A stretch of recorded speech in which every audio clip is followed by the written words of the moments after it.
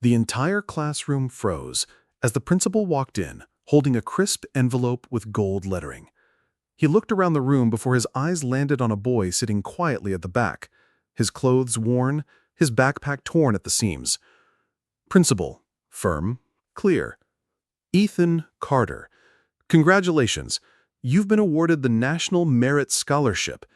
Gasps filled the air. Some students clapped. Others sat in stunned silence.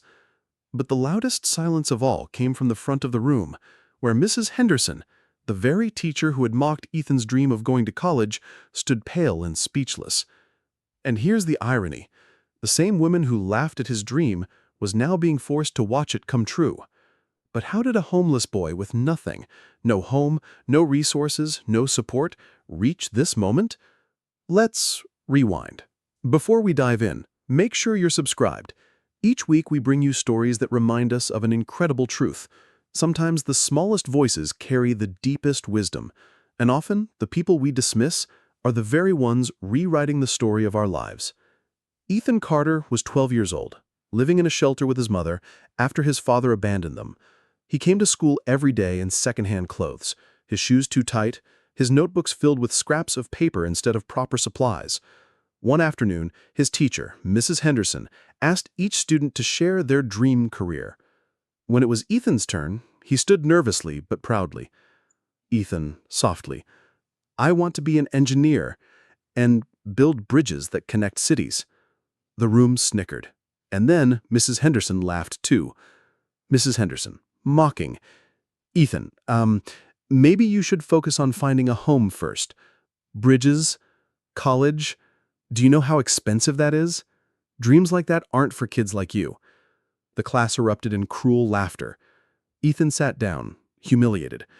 But what no one knew was that her words cut deeper than any student's. That night, lying on a thin mattress in the shelter, Ethan whispered to his mother.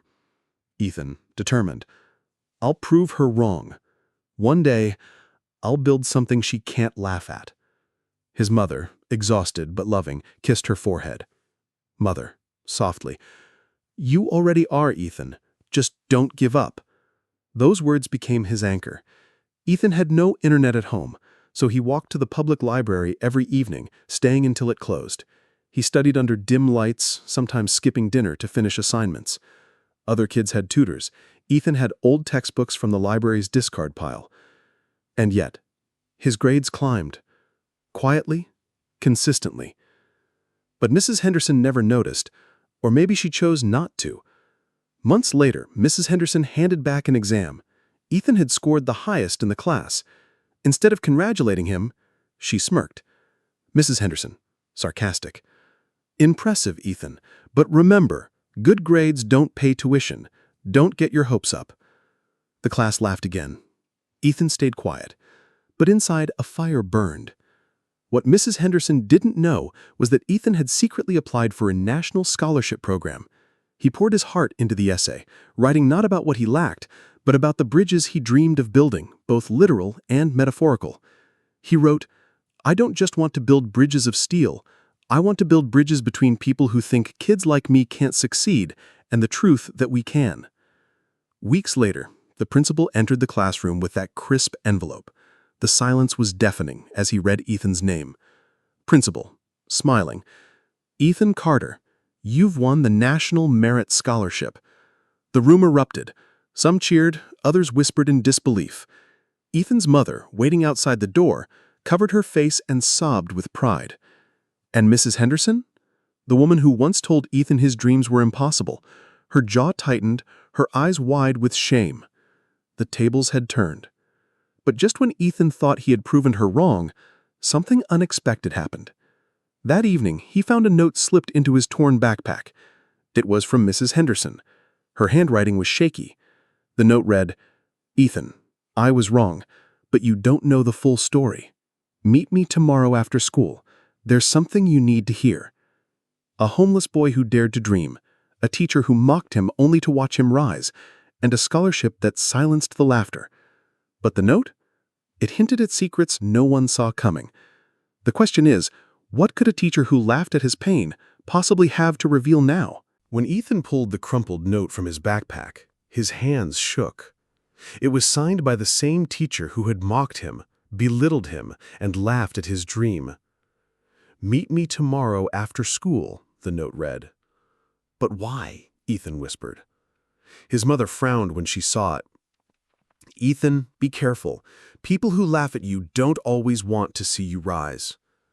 But Ethan, he was curious, because deep down, he wanted to hear Mrs. Henderson admit, face to face, that she was wrong. The next day, after the final bell, Ethan stayed behind. The classroom was quiet, desks empty, sunlight spilling through dusty blinds. Mrs. Henderson sat at her desk, staring at a photo frame she quickly turned face down when Ethan entered. For the first time, she didn't look like the sharp, confident teacher who commanded the room.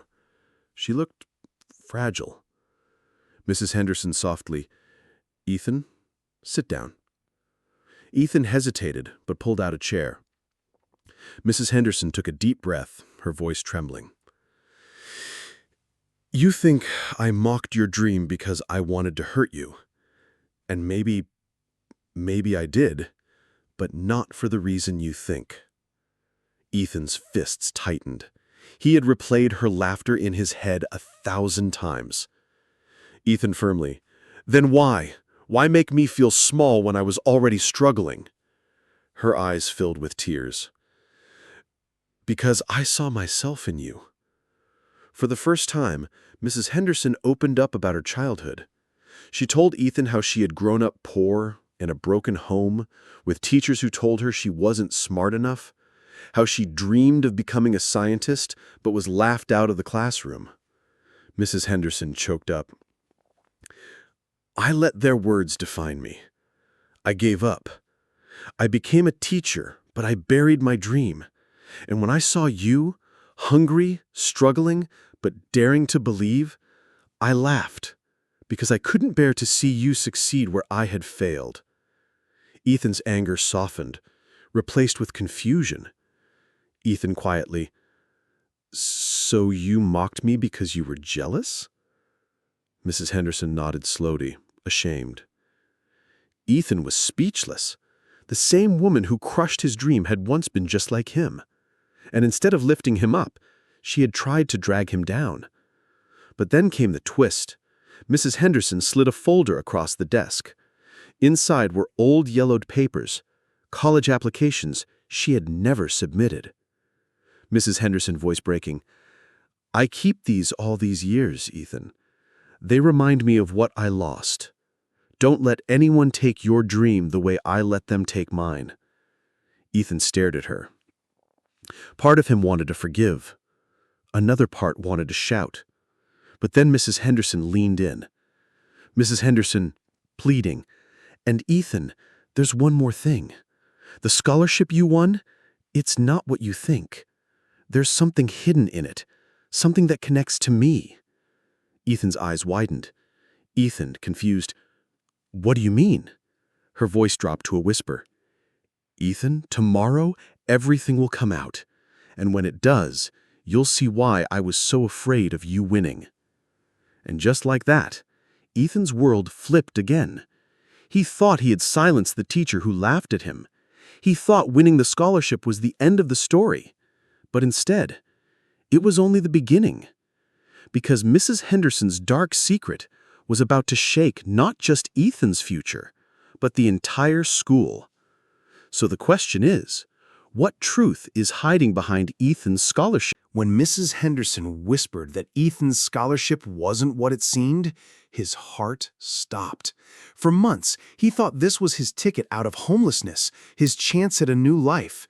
But now, the very person who mocked him was hinting at a dark secret hiding behind it all. And Ethan wasn't ready for the truth. The next morning, Ethan arrived at school early. His stomach was in knots. Mrs. Henderson wasn't in her classroom. Instead, taped to her desk was a single note addressed to him. Note, "Ethan, if you want answers, go to the principal's office after last bell. Don't tell anyone. H." Ethan's hands trembled. The irony wasn't lost on him. The same teacher who had once told him he'd never succeed was now leading him to the very heart of the truth. That afternoon, Ethan stood in front of the heavy wooden doors of the principal's office. His chest pounded like a drum. Inside, Principal Harris sat with his usual cold expression, and beside him, Mrs. Henderson. The air felt heavy. Principal Harris, sternly, "Ethan, congratulations on winning the statewide scholarship, but there's something you don't know." Ethan's throat tightened. Principal Harris leaning forward, "That scholarship? It was originally meant for another student." Ethan froze. "Another student?" Principal Harris sighed, his eyes darting toward Mrs. Henderson. "Principal Harris, Mrs. Henderson intervened. She submitted your name, not theirs, and technically, she wasn't supposed to." Ethan's eyes widened.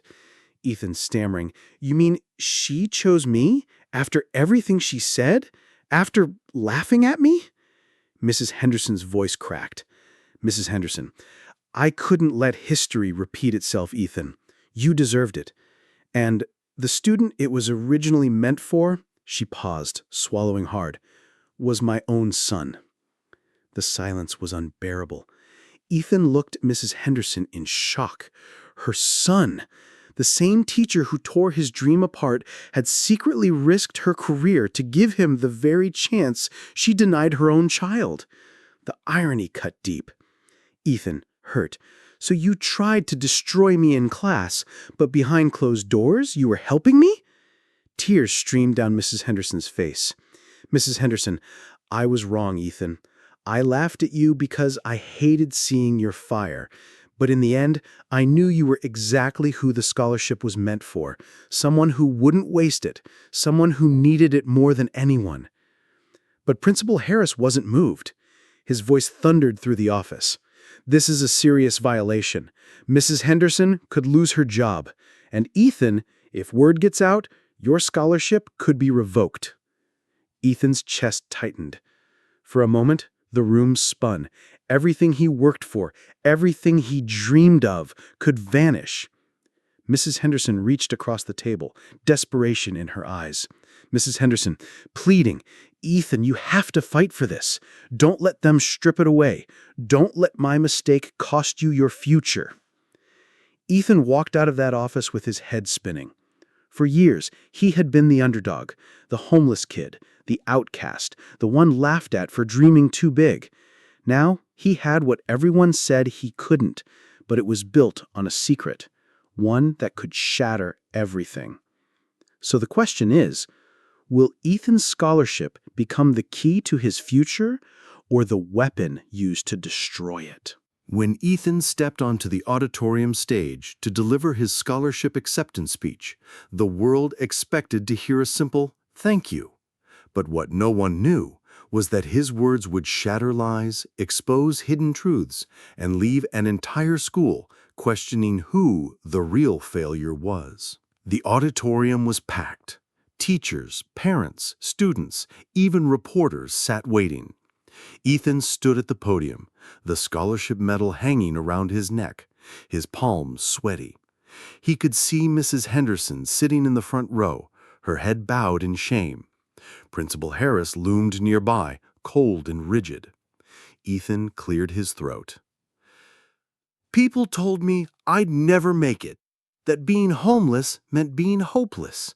I was laughed at when I said I wanted to change my life, even by those who were supposed to guide me." Gasps rippled through the crowd. Ethan, stronger. "But here I stand, and I realize something. Dreams aren't just for the privileged. They're for the hungry, the desperate, the ones willing to fight even when the world says they can't." The room erupted in applause, but Ethan wasn't finished. Ethan's voice grew steadier, his eyes locked on the crowd. "I didn't get here alone. Someone made a choice, a risky choice, one that could cost them everything. And though I may never understand why they first tried to silence me, I will always remember that in the end, they believed in me when no one else did." His words were deliberate. He never said Mrs. Henderson's name, but everyone knew. She covered her face, sobbing quietly.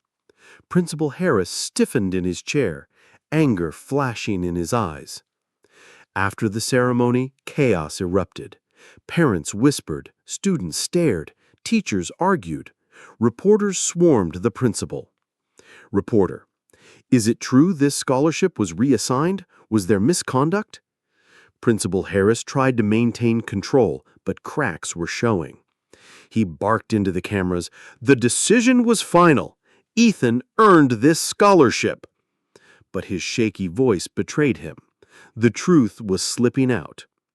Later that evening, Mrs. Henderson knocked on the door of the shelter where Ethan stayed with his grandmother. Her eyes were swollen from prying.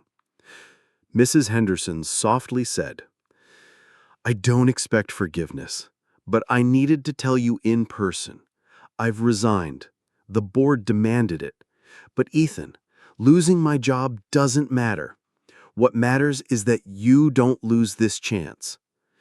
Ethan studied her, a swirl of emotions inside him. The same woman who mocked his dream had sacrificed everything to make it possible. Ethan quietly said, "Why me?" Tears slipped down her cheeks. Mrs. Henderson: "Because I saw my younger self in you, and I couldn't let my bitterness kill your fire the way it killed mine." A week later, the school board announced its findings. Principal Harris had tried to manipulate scholarship nominations for personal gain. He was removed from his position. Ethan's scholarship? Confirmed. Secure. His name officially recognized nationwide. The underdog had not only won, but forced those in power to face consequences. Months later, Ethan stood at the gates of his new academy. His grandmother held his hand, pride glowing in her eyes. Reporters snapped photos, calling his name. But Ethan wasn't thinking about fame or recognition. His thoughts were on one thing: the day he stood in class, laughed at for daring to dream. He turned to his grandmother, whispering, "Ethan, dreams don't belong to those who doubt you. They belong to those who fight for them." She smiled, tears in her eyes. But just as Ethan stepped into his new school, a sleek black car pulled up beside him. A man in a tailored suit stepped out, holding a briefcase. Mysterious man, smiling. "Ethan Lewis, we've been watching you, and we have an offer, one that could change everything again." Ethan froze, heart pounding. Another challenge, another door, another test. And that is where we leave this story. A boy once laughed at for being homeless, now standing at the edge of a future brighter than he ever imagined. But what lies behind that mysterious offer? Opportunity or danger? One thing's for sure: Ethan's fight has only just begun. If you wish to find out, drop a comment and we will continue with the story. Remember to support us by hitting the subscribe button and like.